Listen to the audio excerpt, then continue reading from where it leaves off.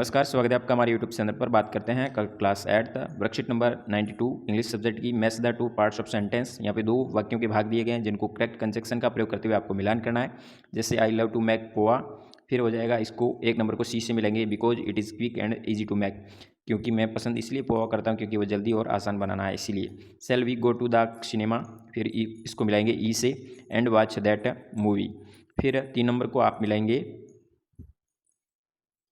सबसे नीचे की तरफ एफ आई आई और एट द फुटबॉल मैच से मिलाएंगे। फिर 4 नंबर को आप मिलाएंगे बी से, 5 को मिलाएंगे आप बी से और 4 को मिलाएंगे ए से, 6 को मिलाएंगे आप डी से। इस तरह से वाक्य निर्माण हो जाएगा। इसको कंप्लीट करेंगे।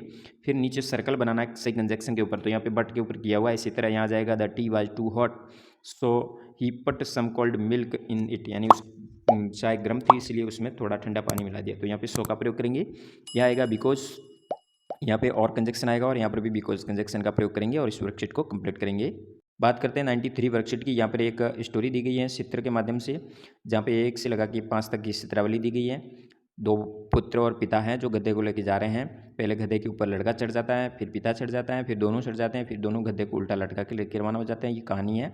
इसके आधारित नीचे कहानी के स्टेप दिए गए हैं, जिसमें 1 नंबर कौन सा आएगा, तो यहाँ से हो जाएगा once there were father and son, ये वाला 1 नंबर में आएगा।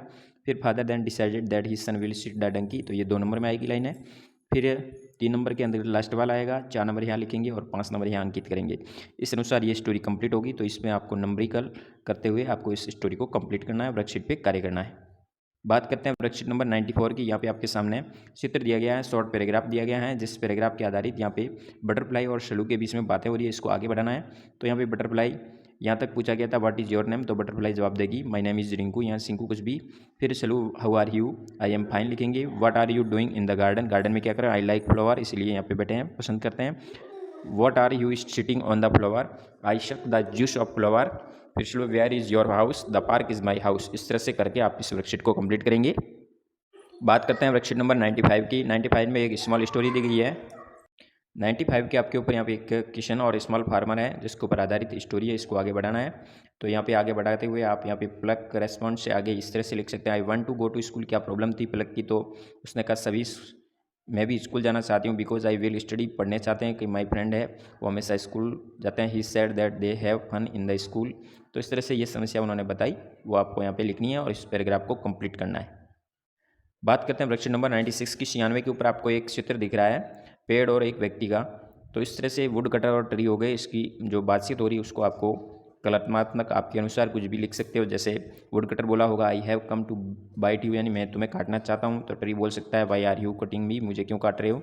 आई नीड वुड, मुझे लकड़ी की ज़रूरत है। तो पेड़ बोलेगा take wood from a dry tree, यानी आप सूखे पेड़ की लकड़ी ले जा सकते हो। No I have come to cut with on axe, नहीं मैं तो तुम्हें ही कुल्हाड़ी के द्वारा काटूंगा। I give you fruit semi, मुझे यानी मैं तुम्हें फल देता हूँ, तुम मेरी रक्षा करो। तो थैंक यू बोल के I will save the tree, मैं हमेशा पेड़ों की सुरक्षा करूँगा। पेड़ भी थैंक यू बोल सकता है। इस तरह से आप बातचीत को लिखेंगे। बात करते हैं वर्कशीट नंबर 97 की। यहाँ पे रीड दिस सेंटेंस केयरफुली, यहाँ पे हु का प्रयोग करते हुए आपको जैसे ऊपर 1 2 3 बनाए हुए, उसी तरह जैसे नीचे हु टीचर्स यू मैथ, यहाँ हो जाएगा डियर दिनेश टीचर्स मैथ, इस तरह से लिख सकते हो। Who washes your cloth, my mother washes cloth, इस तरह से लिख सकते हो। हु योर बेस्ट फ्रेंड, तो यहाँ बेस्ट फ्रेंड का नाम लिखेंगे, कंप्लीट करेंगे।